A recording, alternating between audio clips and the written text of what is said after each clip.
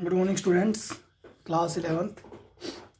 देखो भाई, chapter number 3 हो गया था ख़त्म। अब कर रहे हैं चैप्टर 1 स्टार्ट। ठीक है, और चैप्टर 1 के स्टार्टिंग में बहुत ही बेसिक सी डेफिनेशंस है।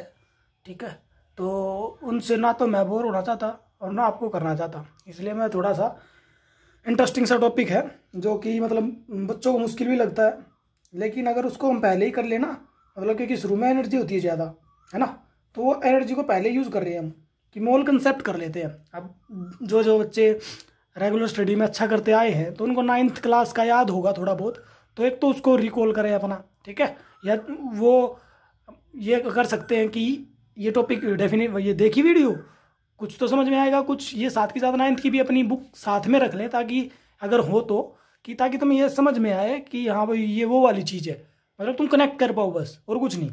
ठीक है, तो मोल कंसेप्ट सीख रहे हैं। ठीक है, तो मोल कंसेप्ट में हम साथ के साथ एवोगाड्रो नंबर जो होता है वो भी सीखेंगे। चलो पढ़ते हैं इसको। तो ये मत सोचना कि सीधा ही कहाँ से स्टार्ट करा दिया, बस ऐसे ही मैं जानबूझ के मोल कंसेप्ट से स्टार्ट कराता हूँ, क्योंकि ये लगा लो कि तुम बहुत कुछ सिखाया जाता है हमें केमिस्ट्री के बारे में कि हम कितना डीप जाना चाहते हैं, मतलब जाते हैं स्टडी में। मतलब इसमें ये नहीं कि हम किसी चीज़ को ऊपर से देख रहे हैं, हम उन चीज़ों के बारे में पढ़ते हैं केमिस्ट्री में, उन केमिकल्स के, उन एटम्स के, आयंस के बारे में जो हमें दिखाई नहीं देते, है ना, उनकी हम वैल्यू निकालते रहते हैं, कुछ भी निकालते रहते हैं, ये इधर भाग गया, उधर ये हो गया, वो हो गया, तो मतलब कुछ भी करते रहते हैं, वो चीज़ दिखती भी नहीं तो इसलिए समझ में नहीं आती। हाँ, ऐसे भी होता है, तो मतलब पता ही नहीं चलता कि किस चीज़ की बात कर रहे हैं। पर ये जो टॉपिक है अगर ये क्लियर हो जाता है तो बहुत सारी चीज़ें क्लियर हो जाती है। अच्छा टॉपिक है, बहुत जगह काम आता है, बहुत जगह काम आता है। ठीक है, तो जो मोल कंसेप्ट जिसका क्लियर होता है तो वो बहुत जगह काम आता है, एक जगह नहीं बहुत जगह काम आता है, बहुत सारे न्यूमेरिकल्स में। चलो मोल कंसेप्ट स्टार्ट कर लेते हैं। तो सबसे पहले तो देख लेते हैं कि मोल क्या होता है। ठीक है, तो मोल एक क्वांटिटी बना रखी है, जैसे मैं बोल देता हूँ कि भाई 1 किलोग्राम कोई भी चीज़ 1 किलोग्राम, 1 किलोग्राम का मतलब क्या सबको पता है, 1000 ग्राम।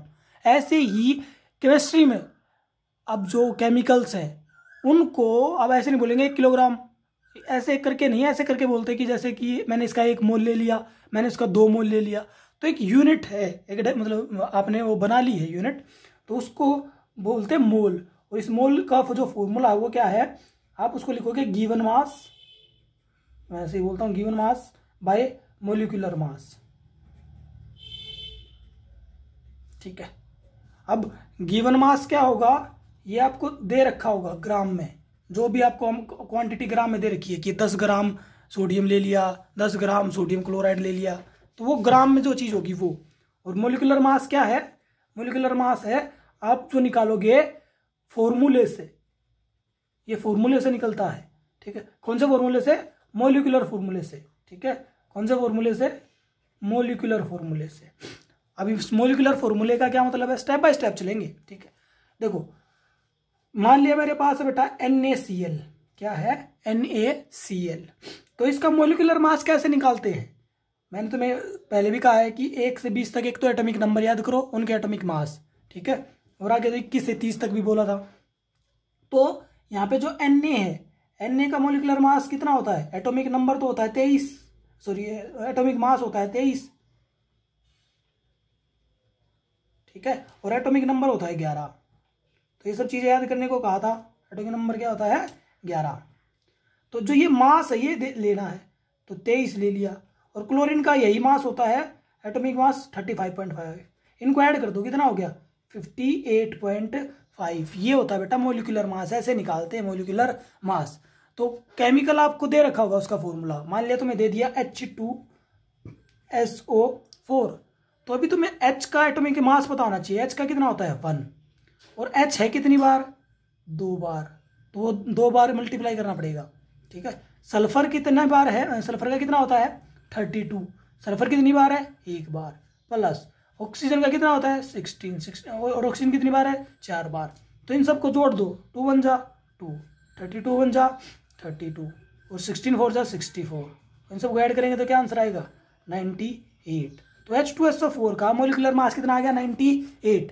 तो अगर आपको H2SO4 के मोल निकालने हैं, क्या निकालने हैं मोल, तो यहाँ पे मोलिकुलर मास की जगह कोई वैल्यू पुट करनी पड़ेगी, तो वो क्या पुट करनी पड़ेगी 98। फिक्स है ये कि H2SO4 का मोलिकुलर मास कितना होता है 98।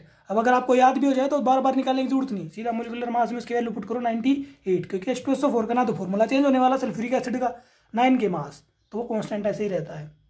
NaCl का निकाल दिया। तो ऐसे ही तुम्हें निकाल के दिखाने हैं CaCO3 का, अपनी कॉपी बनानी स्टार्ट करो, ठीक है, MgSO4 का और Al2SO4 थ्राइस का, कैल्शियम हाइड्रोक्साइड का और सोडियम सल्फेट का, ठीक है, NaOH का, H2O का, CO2 का, ठीक है, और NH3 का, ठीक है, एक और दे देते हैं 10 हो जाएंगे। और आपको क्या देना है H3PO4 का। इन सब के आपको मोलिकुलर मास निकाल के दिखाना है मेरे को, ठीक है, क्या क्या होंगे। तो ये काम है तुम्हारा पहला काम, ठीक है। तो तुम्हारा पहला वर्क ये है आज का, ये भी करना है। चलो आगे है कि मोलिकुलर मास समझ में आ गया होगा। गिवन मास तुम्हें बता दिया वो ग्राम में होगा, तो मतलब कैसे गिवन होगा, वो कहेगा कि find number of moles in 22 gram of carbon dioxide, in 22 gram of carbon dioxide. तो यहाँ पे दे दिया ना उसने 22 ग्राम, तो जो ग्राम में यूनिट है, वैल्यू है, ये तो हो गई गिवन मास। तो मोल आपको निकालने हैं, उसने बोल दिया गिवन मास की वैल्यू 22, CO2 का मोलिकुलर मास निकालोगे तो C का 12 और ऑक्सीजन का कितना होता है 16, 2 बार ऑक्सीजन है तो मल्टीप्लाई, तो कितना आंसर आ गया 44, तो 44 आ जाएगा नीचे। तो इसको इससे कट करेंगे तो क्या आंसर आ गया 1/2। तो आपके मोल कितने हैं 22 ग्राम CO2 में 1/2। तो ये बोलने का तरीका है, या तो मैं बोल दूं 22 ग्राम CO2 या मैं बोल दूं हाफ मोल CO2, ठीक है। तो इससे पता बात वही है कि बस एक यूनिट बदल ली हमने, कि मैं बोलूँ 1000 किलोग्राम या बोलूँ मैं 1000 ग्राम बोलूँ मैं या 1 किलोग्राम बोलूँ, बात वही है। तो मैं 1/2 मोल बोलूँ या 22 ग्राम CO2 बोलूँ, बात वही है, उतनी CO2 है। बस हमने एक यूनिट बना ली है गिवन मास बाय मोलिकुलर मास। तो ये समझ में आ गया होगा मोल क्या होता है। अब इसके बाद क्या है, मोल कंसेप्ट में आगे कि वो बोल रहा है कि एवोगैड्रो लॉ पढ़ रहे हैं। अब हम क्या पढ़ रहे हैं एवोगैड्रो लॉ, जो किसी के ऊपर डिपेंड है, एवोगैड्रो लॉ या एवोगैड्रो हाइपोथेसिस। तो वो क्या कह रहा है कि बिल्कुल हिंदी में लिख रहा हूं जानबूझ के, कोई भी चीज का मतलब हमारा यहाँ पे केमिकल या किसी भी मॉलिक्यूल, किसी भी एलिमेंट, किसी भी एटम से है, ठीक है। केमिस्ट्री में हम यही चीज़ों से डील करेंगे। तो कोई भी एलिमेंट हो, मॉलिक्यूल हो, एटम हो, तो वो जो भी होगा उसको मैं चीज़ बोल रहा हूँ कि कोई भी चीज़ अगर 1 मोल होगी, क्या होगी 1 मोल होगी, तो उसने इसको 2 बातों में डिवाइड कर रखा है 1 मोल वाली चीज़ को। एक तो डिवाइड कर रखा है एटम्स में, एक डिवाइड कर रखा है वॉल्यूम में, ठीक है।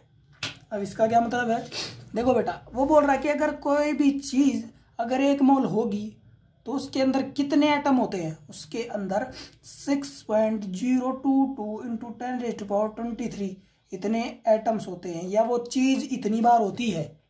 मतलब मैंने बोल दिया था कि आधा मोल CO2 है, तो इसका मतलब ये होता है कि अगर 1 मोल CO2 है तो मेरे पास CO2 कितने हैं 6.022 इंटू 10⁻23 CO2 है मेरे पास। एक CO2 नहीं है मेरे पास, मान लिया ये एक CO2 का मॉलिक्यूल है, ऐसे ऐसे मेरे पास 6.022 गुणा में 10⁻23 CO2 होंगे, ठीक है। कितने के अंदर, क्योंकि 1 मोल CO2 कितना होता है 44 ग्राम, है ना। तो अगर मैं बोलूं कि हाफ मोल CO2 मेरे पास, अभी निकाला था ना हाफ मोल CO2 मतलब 22 ग्राम, ठीक है। तो हाफ मोल CO2 बोल लूं या मैं बोल लूं 22 ग्राम CO2, सिर्फ तुम्हारे पास 22 ग्राम CO2 है, ठीक है। तो उसमें कितने CO2 के मॉलिक्यूल होंगे, तो 1 मोल में कितने होते हैं 6.022 इंटू 10⁻23, हाफ में कितने होंगे तो 1/2 हो जाएगा, मतलब मल्टीप्लाई बाय 1/2, तो 2 नीचे आ जाएगा। तो कितना आंसर आ जाएगा 3.011 इंटू 10⁻23 CO2, इतने क्या हो जाएंगे मेरे पास CO2 हो जाएंगे। तो सिंपल सी बात है बेटा कि किसी भी चीज़ का 1 मोल होगा तो वो चीज़ इतनी बार है, वो जो एटम है मॉलिक्यूल है वो इतनी बार है। तो मैं इसको एटम्स के तरीके से समझाता हूँ ऐसे। अगर कोई गैस है, क्या कोई गैस, तो वो 1 मोल में उसका वॉल्यूम भी बताता है, एटम भी बता देता है, और वो ये बता रहा है कि वो जो इतने मॉलिक्यूल है 1 मोल में 6.02 × 10⁻23, ये कितना स्थान घेरेंगे, इनको खुला छोड़ दो, ठीक है। 1 मोल CO2 मतलब 44 ग्राम तुम्हारे पास CO2 है, गैस है, और ढक्कन में उसमें बंद थी बोतल में, आपने उसको खोल दो, बिल्कुल फ्री कर दो, उस बोतल को फोड़ दो, छोड़ दो। तो बोल रहा है कि वो कितना स्थान घेरेगी, कितने रेडियस या कितना जो उसका पूरा एनवायरनमेंट है अपना, उसमें से कितने में फैल जाएगी वो। 1 मोल होगी तो वो 1 मोल मतलब 44 ग्राम जो उसका मोलिकुलर मास है। तो जो वॉल्यूम में क्या बताता है कि अगर 1 मोल होगा तो उसके अंदर 22,400 ml उसका वॉल्यूम होता है, जिसको हम क्या भी लिखते हैं 22.4 लीटर, ठीक है, क्योंकि 1 लीटर में 1000 मिलीलीटर होते हैं, तो 1000 से डिवाइड कर देंगे तो 22.4 लीटर आ जाएगा। ये चीज़ आपने 9th में नहीं सीखी थी, ये सीखी थी। तो अब मुझे क्या पता चल गया कि अगर मेरे पास 1 मोल CO2 होती, या जिसको बोलते हैं 44 ग्राम CO2, तो मेरे पास वो CO2 में एटम कितने होते, इतने, और वो एटम इतने, वो मतलब जो वो मॉलिक्यूल इतने, CO2 एक मॉलिक्यूल है, एटम नहीं बोलेंगे, एटम होता है बेटा अकेला, जैसे N अकेला एटम हो तो वो होता है एटम। मॉलिक्यूल क्या होता है, मॉलिक्यूल और कंपाउंड जिसमें 2 या 2 से अधिक एटम हो, जैसे C भी है, एक 2 O है, तो 2 तो O हो गए और एक C, तो टोटल कितने हो गए 3। तो 2 एटम हो या 2 से ज्यादा तो उसको कंपाउंड कहते हैं। क्या कहते हैं उसको, कंपाउंड। कब कहेंगे कंपाउंड, जब वो डिफरेंट टाइप के होंगे। क्या होंगे, डिफरेंट टाइप के, ठीक है। तो कंपाउंड और मॉलिक्यूल, कंपाउंड में भी 2 या 2 से अधिक एटम, 2 या 2 से अधिक एटम है ना, और मॉलिक्यूल में भी 2 या 2 से अधिक एटम। लेकिन फर्क क्या है, मॉलिक्यूल में सेम टाइप के होंगे, क्या होंगे, सेम टाइप के। कंपाउंड में क्या होंगे, डिफरेंट टाइप के। डिफरेंट टाइप मतलब जैसे मैंने लिख दिया H2O, ठीक है, मैंने लिख दिया HCl, यहाँ पे 2 एटम है, एक H का और एक Cl का, और दोनों अलग अलग हैं, एक H का एक Cl का है, ठीक है, तो इसलिए ये कंपाउंड है। लेकिन मैं लिख दूं जैसे H2, खाली H2 गैस, या लिख दूं मैं O3, ओजोन, तो इसमें 3 तो हैं एटम, लेकिन 3 ऑक्सीजन के एक ही टाइप के हैं, तो इसलिए वो मॉलिक्यूल होता है। और कंपाउंड में भी 2 या 2 से अधिक एटम होते हैं, लेकिन डिफरेंट टाइप के होते हैं। लेकिन केमिस्ट्री में मॉलिक्यूल और कंपाउंड को एक दूसरे के साथ इंटरचेंज करके बोलते ही रहते हैं, जो मॉलिक्यूल होते हैं उनको भी कंपाउंड ही बोल देते हैं। तो कितने मॉलिक्यूल हो गए, CO2 के मॉलिक्यूल 1 मोल में इतने हो गए, है ना। बस मैं उसको जनरली ऐसे ही बोल रहा हूँ, एटम आप उसको मॉलिक्यूल बोल सकते हो, तो बोला था ना मॉलिक्यूल भी हो सकता है, एलिमेंट भी हो सकता है, एटम भी हो सकता है। तो बस एटम के तरीके से समझा रहा था मैं। तो उसी 6.022 × 10⁻23 जो CO2 है 44 ग्राम में या 1 मोल में, कैसे भी बोल सकते हो। आपको बोल दे भाई तेरे पास 6.022 × 10⁻23 CO2 है, तो ये बोलते ही समझ जाना चाहिए कि मेरे पास 44 ग्राम CO2 है। ये बोलते ही समझ जाना चाहिए कि मेरे पास 1 मोल CO2 है। ये तीनों आपस में इंटरचेंज है, आप इनको कैसे भी बोल सकते हो। तो उसके अंदर कितना गैस होगी, मतलब कितना उसका वॉल्यूम ऑक्यूपाई करेगी, वो 22,400 ml या 22.4 लीटर। तो इसी चीज को फिर यहाँ पे भी लिख रहा हूं मैं, 22.4 लीटर। ऐसे बोल दे, ऐसे बोल दे, ऐसे बोल दे, ऐसे बोल दे, कैसे भी बोल दे, उन सब का मतलब क्या है, वो गैस उतनी रहेगी जितनी आप उनके पास 44 ग्राम थी। 1 मोल के तरीके से बोल रहा है तो भी उतनी रहेगी, घटेगी बढ़ेगी नहीं। एक 22.4 लीटर के हिसाब से बोल रहा है तो भी वो उतनी रहेगी। तो ये इसका मतलब बस ये है कि वो अलग अलग तरीकों से लिख सकता है कि आपके पास इतना लीटर में है, तो उससे भी समझ जाना चाहिए कि कितने ग्राम में है। तो इस तरीके से घुमा फिरा के ऐसे ही क्वेश्चन पूछ लेते हैं। इसी पे न्यूमेरिकल आ जाता है कि वॉल्यूम निकालो गैस का, ठीक है। तो जैसे अगर क्वेश्चन आ जाए, देखो क्वेश्चन देखो क्या आ सकता है, अल्टीमेट लेवल का क्वेश्चन देख लो, एक ही में मेरे हिसाब से समझ में आ जाएगा। देखो मैं बोल रहा हूं कि अमोनिया गैस है, अमोनिया का फॉर्मूला NH3, ध्यान देना भाई, अमोनिया का फॉर्मूला NH3। चलो सर ठीक है मान लिया। और मैं बोल रहा हूं जो ये अमोनिया है ना, ये अमोनिया क्या बोलूं, 33.6 लीटर वॉल्यूम ऑक्यूपाई करती है, 33.6 लीटर वॉल्यूम ऑक्यूपाई करती है, ठीक है। चलो मान लिया सर। तो मैं तुमसे ये पूछना चाहता हूं, इसके इसका अमाउंट बताओ ग्राम में कि वो कितनी होगी। फिर मैं पूछना चाहता हूँ तुम मुझे बताओ कि मोल कितने होंगे। तो देखो पहले अमाउंट पूछ रहा हूँ, फिर मोल पूछ रहा हूँ, ठीक है ठीक है। फिर मैं पूछ रहा हूँ कि बता इसमें NH3 के कितने मोलिक्यूल होंगे। 33.6 लीटर जो वॉल्यूम में घूम रही है वो, इतने वॉल्यूम में, ठीक है, इतने स्पेस में घूम रही है वो, तो उसमें कितने मॉलिक्यूल घूम रहे हैं मतलब NH3 के। फिर मैं पूछ रहा हूँ कि N के कितने एटम है, फिर उसमें कितने N के एटम यूज हुए, ठीक है, वो अमोनिया बनाते टाइम। फिर मैं पूछ रहा हूँ कि इसमें H के कितने एटम यूज हुए, ठीक है। फिर मैं पूछ रहा हूँ कि N का मास कितना हुआ यूज। फिर मैं पूछ रहा हूँ कि H का मास कितना हुआ यूज। एक ही चीज में सारी चीजें का पता होना चाहिए हमें, ठीक है। तो देखो सबसे पहले अब इस चीज को इस तरीके से समझेंगे, यूनिटरी मेथड याद होना चाहिए हमें, यूनिटरी मेथड लगाना है। देखो क्या सीखा कि 22.4 लीटर हो तो 1 मोल होता है, अभी सीखा। और अगर 1 लीटर हो तो कितने मोल होंगे, 1/22.4 यूनिटरी मेथड। और अगर आपके पास कितना 33.6 तो कितना होगा 1/22.4 इंटू 33.6, इसको इससे कट करेंगे तो कितना आ जाएगा 1.5 मोल, 1.5 मोल। तो ऐसे तो बेटा मोल निकलेंगे, ठीक है, वॉल्यूम से आप क्या निकाल सकते हो मोल। तो मोल कितने आ गए, मोल का आंसर आ गया, कितने आपके पास मोल है 1.5 मोल है 33.6 लीटर वॉल्यूम में, आ गया सर। अब बेटा मोल जब आ गए, ठीक है, तो इससे आप वो भी निकाल सकते हो कि नंबर ऑफ मोलिक्यूल कितने होंगे, है ना।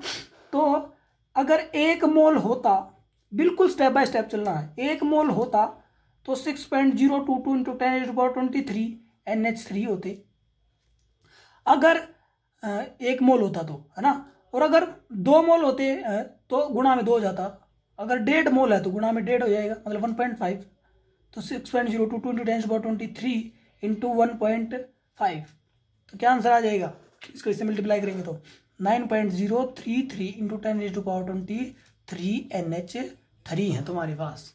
तो जैसे ये एक NH3 है, ये दूसरा NH3 है, तीसरा NH3 है, ऐसे करके कितने NH3 है 9.033 इंटू 10⁻23।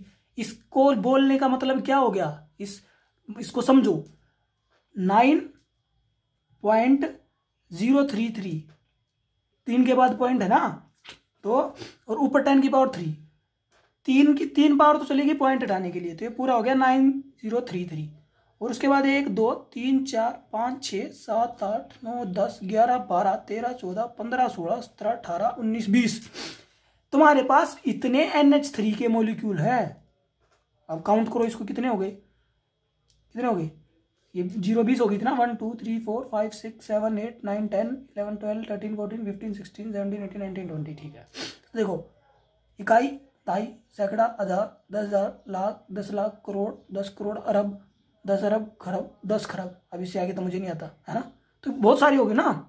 अब इसको क्या बोल सकते हैं हम कि इतने अमोनिया है, ठीक है, और वो है कितने से, बिल्कुल थोड़े सी अमोनिया है वो, ठीक है। अब उसकी अमाउंट भी निकालेंगे तो पता चलेगी कि कितनी अमोनिया है। तो पहले उसकी अमाउंट निकाल लेते हैं।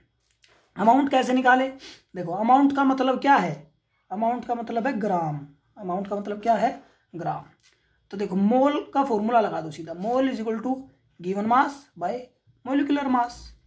अब गिवन मास ही ग्राम है ना, वो निकालना है, तो गिवन मास इधर रह जाएगा और जो मोल है वो कितने है 1.5, मोलिकुलर मास उधर मल्टीप्लाई हो जाएगा इससे, है ना, तो मल्टीप्लाई हो जाएगा मोलिकुलर मास। तो गिवन मास क्या आ जाएगा 1.5 इंटू मोलिकुलर मास। अब मोलिकुलर मास कहाँ से निकालें सर, बेटा वो तो फॉर्मूले से निकलता है। एन का एटॉमिक मास क्या होता है 14, प्लस ऑक्सीजन का, हाइड्रोजन का 1 होता है और वो कितनी बार है 3 बार, तो कितना हो गया 14 + 3 इज इक्वल टू 17, कितना हो गया 17। तो गिवन मास कितना हो गया 25.5 ग्राम। तो सिर्फ 25.5 ग्राम अगर आप अमोनिया लेते हो तो इतने अमोनिया के मॉलिक्यूल हैं, हे भगवान। तो उसको ऐसे ना बोलने की बजाय उसको ऐसे आसान शब्दों में लिख लिया, ठीक है, और वो इतना वॉल्यूम ऑक्यूपाई करते हैं। और उसको दूसरे तरीके से ऐसे बोल सकते हैं कि ये 1.5 मोल अमोनिया है, तो कैसे भी बोल सकते हो उसको, वो उतनी रहेगी। 1.5 मोल अमोनिया बोल लो, 33.6 लीटर अमोनिया बोल लो, 9.033 × 10⁻23 अमोनिया बोल लो, या ऐसे बोल लो, वो तुम्हारी मर्जी है, या 25.5 ग्राम बोल लो। तो बस वो ऐसे घुमा रहा है उन चारों को आपस में। तो अमाउंट आ गई, कितनी आ गई 25.5 ग्राम। ये भी आ गया। अमोनिया के मोलिक्यूल कितने आगे कितने आगे 9.033 गुणा में 10 की पावर 23 मोलिक्यूल आगे भाई, आगे सर। फिर मैंने पूछा कि इसमें N के एटम कितने हैं, किसके एटम, N के एटम कितने हैं। तो N के एटम देखो कितने हैं। सिंपल सी कहानी है कि अगर एक NH3 है, सिर्फ एक NH3, तो उसमें N कितने हैं, N एक है, एक ही तो N है। और तुम्हारे पास NH3 है कितने एक्चुअल में 9.033 गुणा में 10 की पावर 23 NH3। तो उसमें N कितने होंगे 9.033 गुणा में 10 की पावर 23 गुणा में 1, तो कितना आ गया 9.033 गुणा में 10 की पावर 23। इतने तुम्हारे पास क्या हैं, इतने N के एटम हैं। तो N के एटम भी आ गए। सिंपल सी कहानी बेटा। एक NH3 में H कितने हैं, 3 H एटम हैं। कितने H एटम हैं, 3। तो एक NH3 में कितने H एटम हैं, 3 H एटम हैं। तो 9.033 गुणा में 10 की पावर 23 में कितने होंगे, तो 3 से मल्टीप्लाई कर दो, बस सिंपल सी कहानी है। ठीक है, तो कितना आ जाएगा, इसको इससे मल्टीप्लाई कर देंगे। ठीक है, 27.3399 गुणा में 10 की पावर 23 H एटम। इतने आपके पास हाइड्रोजन एटम हो गए। तो ये भी निकल गया, ये भी निकल गया। अब रह गया मास कि नाइट्रोजन का मास कितना है। मास का मतलब है वही अमाउंट ग्राम में। तो देखो ये निकलेगा फॉर्मूले से। ये दोनों चीजें किससे निकालनी है, फॉर्मूले से, ध्यान रखना है। कैसे फॉर्मूले से सर, ध्यान दो भाई। 17 ग्राम, क्या 17, इसको ग्राम में ही ले लेंगे कि अगर 17 ग्राम NH3 होती, 17 ग्राम NH3 होती तो नाइट्रोजन कितना होता 14 ग्राम नाइट्रोजन है। और अगर 1 ग्राम होती है NH3 तो कितना होता 14/1 है ना, सॉरी 14/17। और अगर 25.5 ग्राम NH3 है, 25.5 ग्राम NH3 तो क्या आ जाएगा 14/17 इंटू 25.5, इसको सिंपलीफाई करेंगे 1.5, तो कितना आ गया 21 ग्राम। क्या आ गया 21 ग्राम। तो 25.5 ग्राम में से तो 21 ग्राम आपको नाइट्रोजन लेनी पड़ी। ठीक है, तो 21 ग्राम नाइट्रोजन लोगे और बाकी कितनी बच गई 25.5 माइनस 21, कितना रह गया 4.5 ग्राम। तो 44.5 ग्राम आप क्या लोगे हाइड्रोजन H। तो H भी आ गया, नाइट्रोजन कितना आ गया 21 ग्राम और H कितना आ गया 4.5 ग्राम। क्या बनाने में 1.5 मोल अमोनिया बनाने में, या 25.5 ग्राम अमोनिया बनाने में, या इतने मोलिक्यूल ऑफ अमोनिया बनाने में, या 33.6 लीटर वॉल्यूम ऑफ अमोनिया बनाने में, कैसे भी बोल लो। तो ये सब चीजें पता होनी चाहिए, आपका मोल कंसेप्ट खत्म हो जाएगा। इन्हीं को आपस में घुमा फिरा के पूछ सकता है, आप उनको घुमाना फिराना सीख जाओ, आपका मोल कंसेप्ट क्या हो जाएगा खत्म हो जाएगा। तो ये था बेटा मोल कंसेप्ट। जो क्वेश्चंस है वो तो मैं ग्रुप में डाल दूंगा कि जो इसके क्या क्या कौन कौन से कितने क्वेश्चन करने हैं, 10 क्वेश्चन दे दूंगा और 10 के 10 करने हैं और मेरे को भेजने हैं। ठीक है, बार बार देखना इस वीडियो को, एक बार में समझ में नहीं आएगी, बार बार उसको रिलेट करते रहना। अच्छा ये ऐसे था, ये ऐसे था, तो ऐसे पढ़ना है। ठीक है भाई, चलो थैंक यू।